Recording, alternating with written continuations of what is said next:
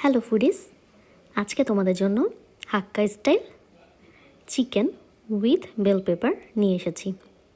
যদি খুব অল্প সময়ের মধ্যে রেস্টুরেন্ট স্টাইলের কিছু খেতে চাও তাহলে এই রেসিপিটা মাস্ট ট্রাই। খুবই মজাদার, কিন্তু খুবই কম সময়ের মধ্যে করে ফেলা যায়। এখানে আমি 400 থেকে 500 গ্রামের মতো চিকেন নিয়ে নিয়েছি। আধা চা চামচ পরিমাণ গোলমরিচ গুঁড়া দিয়ে দিচ্ছি। তোমরা হাড় ছাড়া বা হাড় সহ যে কোনো রকমের মাংসের পিস নিয়ে নিতে পারো।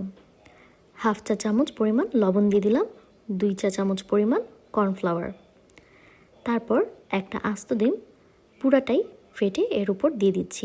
এবার সব কিছু ভালো করে মাখিয়ে নিব। ভালো করে মাখানো শেষ হয়ে গেলে 10 মিনিট একে রেস্টে রেখে দিব।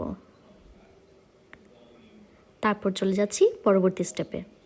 তারপর এখানে 4 টেবিল চামচ টমেটো সস এবং 1 টেবিল চামচ সয়া সস মিক্স করে নিচ্ছি একটা বাটিতে। এটা আমি পরে ব্যবহার করব। তারপর এখানে 3 থেকে 4 কোয়া রসুন কুচি করে নিয়েছি এবং খুবই সামান্য পরিমাণ আদা কুচি করে রেখেছি। এবার 10 মিনিট পর আমি তেলে এই মুরগিগুলো ছেড়ে দিচ্ছি এবং ভালো করে ভেজে নিচ্ছি। ভাজা শেষ। এবার এই পর্যায়ে আমি এখানে প্রায় 2 টেবিল চামচ পরিমাণ মাখন দিয়ে দিয়েছি। এবার এই মাখনটা গলতে গলতে আমি পেঁয়াজ কুচি করে নিয়েছি। তারপর এই যে খুবই সামান্য পরিমাণ পেঁয়াজ দিচ্ছি, একটা পেঁয়াজের 4 ভাগের 1 ভাগ। পেঁয়াজ একটু হয়ে আসলে তারপরে আদা কুচি এবং রসুন কুচি দিয়ে দিচ্ছি। আপনারা পেঁয়াজের পরিবর্তে স্প্রিং অনিয়ন বা পেঁয়াজের ভিতরে সাদা অংশটাও ব্যবহার করতে পারেন। তারপর এখানে 2টা মরিচ কুচি করে দিয়ে দিয়েছি। তারপর এখানে আমি 3 কালারের ক্যাপসিকাম ব্যবহার করেছি। আপনারা চাইলে আপনাদের যে কালার পছন্দ সেটাই নিতে পারেন। আমি 3 রকমের কালার ব্যবহার করেছি, এটা দেখতে সুন্দর লাগবে আর আকর্ষণীয় হবে। 3টা ক্যাপসিকামের অর্ধেক পরিমাণ আমি নিয়ে নিয়েছি, তারপরে সেটাই কেটে এখানে দিয়েছি।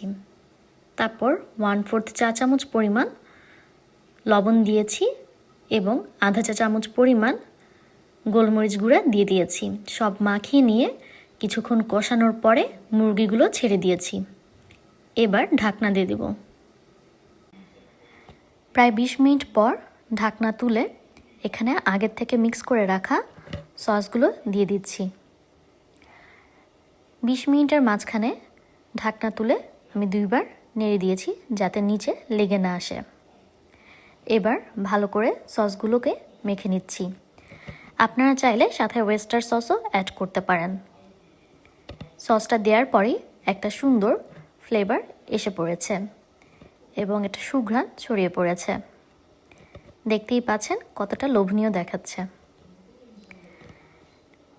তারপর ভালো করে কিছুক্ষণ কষিয়ে নিচ্ছি।